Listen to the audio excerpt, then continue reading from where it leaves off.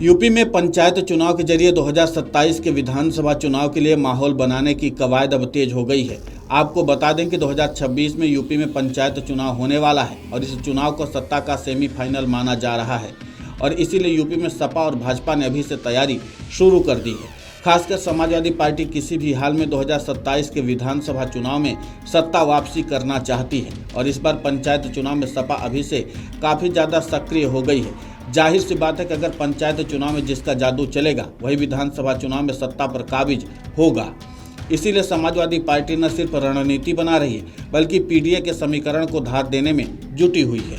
सपा पंचायत चुनाव के लिए खास तैयारियां कर रही है। पार्टी नेताओं का कहना है कि आरक्षण और परिसीमन के डाटा पर भी पूरी तरह से नजर रखी जा रही है ताकि सत्ताधारी दल कोई गड़बड़ न कर सके।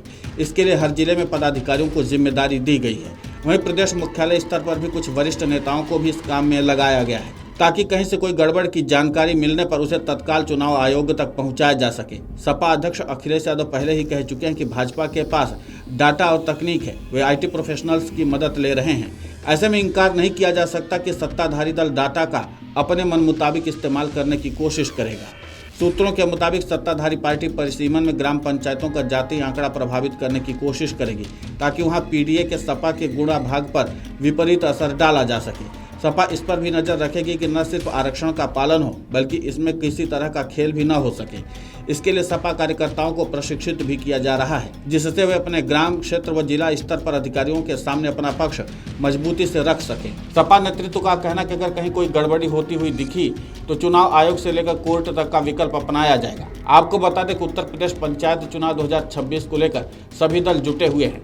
यूपी पंचायत चुनाव को विधानसभा चुनाव 2027 का सेमीफाइनल माना जा रहा है, जहां एनडीए के सहयोगी दल निषाद पार्टी ने साफ कर दिया है कि वो अकेले चुनाव लड़ेगी। तो वहीं समाजवादी पार्टी और अपना दल कमेरावादी की नेता पल्लवी पटेल ने यूपी पंचायत चुनाव को लेकर स्थिति स्पष्ट कर दिया है। पल्लवी पटेल ने कहा कि हम अभी गठबंधन करने या न करने पर विचार नहीं कर रहे हैं। उन्होंने कहा कि हालांकि अपने प्रथम चरण में 30 विधानसभा सीटों को लेकर संगठन और ग्राउंड लेवल की तैयारी शुरू कर दी है।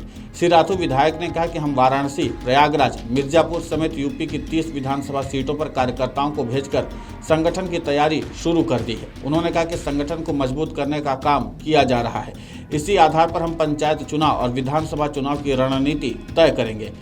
कहा कि दिसंबर तक के कार्यक्रम को निर्धारित कर लिया गया है। 2 जुलाई को हमारे प्रेरणा स्रोत स्वर्गीय डॉक्टर सोनेलाल पटेल जी की जयंती को अयोध्या में मनाने की तैयारी है। जयंती को लेकर तैयारी अभी से चल रही है। जयंती बड़े स्तर पर मनाई जाएगी। कार्यक्रम में उनके द्वारा पिछड़ा वर्ग और शोषित वंचित समाज के लिए किए गए कार्यों का जिक्र किया जाएगा। बता दें कि पिछले विधानसभा चुनाव में पल्लवी पटेल ने सपा के साथ मिलकर चुनाव लड़ा था और सिराथू से विधायक बनी थी। उसके बाद अखिलेश यादव से उनकी कुछ अनबन हो गई और पल्लवी पटेल सपा से अलग हो गई हैं। लोकसभा चुनाव में पल्लवी पटेल इंडिया गठबंधन से अलग होकर चुनाव लड़ा था।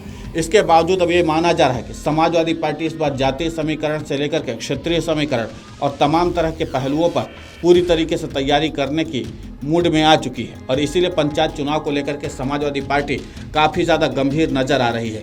और इसको गंभीरता से ले भी क्यों ना, क्योंकि जाहिर सी बात है कि 2026 के सेमीफाइनल में जो पार्टी करिश्मा करके दिखाएगी, जाहिर सी बात है कि एनडीए को चुनौती दे पाएगी, वही पार्टी आगे चल करके विधानसभा चुनाव में अपना जलवा बिखेर कर यूपी के सत्ता में काबिज हो सकती है। और इसीलिए समाजवादी पार्टी हो या फिर भाजपा, हर कोई अपनी रणनीति को अब नई धार देने में जुटा हुआ है।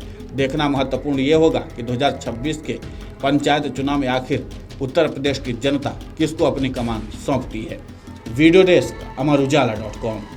अगर आप ये वीडियो YouTube पर देख रहे हैं तो हमारे चैनल को सब्सक्राइब कर बेल आइकन दबाएं और Facebook पर देख रहे हैं तो हमारे पेज को लाइक करें।